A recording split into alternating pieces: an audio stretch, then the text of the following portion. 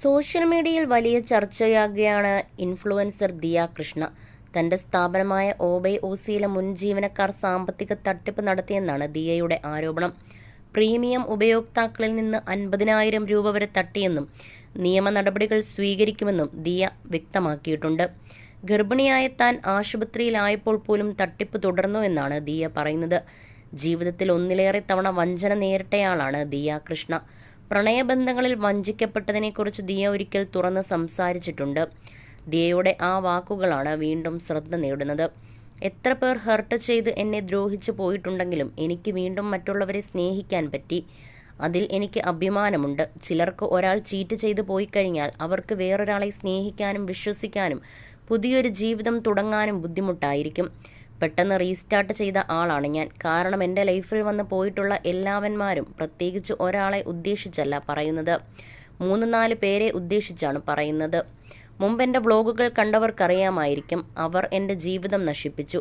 ചിരിച്ചു കളിച്ച് നടന്ന് എന്നെ എങ്ങനെ കരഞ്ഞുകൊണ്ട് ഉറങ്ങാമെന്ന് പഠിപ്പിച്ച ഒരു കൂട്ടം ആൾക്കാരാണ്. അതിലൊരാൾ പുറത്തിറങ്ങി എന്നെ തെറ്റായ ആളായി ടാർഗറ്റ് ചെയ്തു. എൻ്റെ കയ്യിൽ എതിർത്തു പറയാനുള്ള കാര്യങ്ങളുണ്ടായിരുന്നു. പക്ഷേ നിശബ്ദമായിരിക്കാൻ ഞാൻ തീരുമാനിച്ചു. അതുപോലൊരു താഴ്ന്ന ജീവിതത്തിലേക്ക് പോകാൻ എനിക്ക് താല്പര്യമില്ലായിരുന്നു.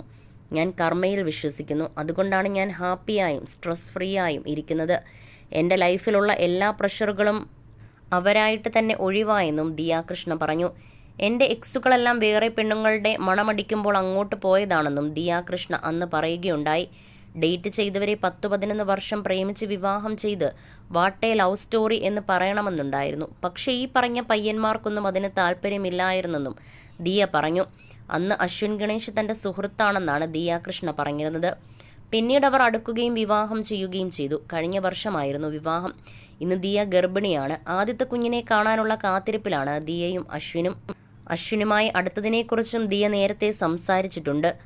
അശ്വിൻ സുഹൃത്ത് വലയത്തിലുള്ള ആളായിരുന്നു. അടുത്ത സുഹൃത്തുമായി അകന്ന സമയത്താണ് അശ്വിനുമായി കൂടുതൽ സൗഹൃദത്തിലാകുന്നത്.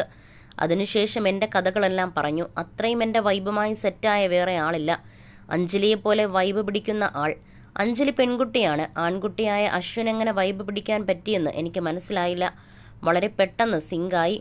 എൻ്റെ ഏറ്റവും അടുത്ത സുഹൃത്തായെന്നും ദിയ കൃഷ്ണ പറഞ്ഞു. സോഷ്യൽ മീഡിയയിൽ വലിയ ചർച്ചയായിരുന്നു ഇവരുടെ വിവാഹം.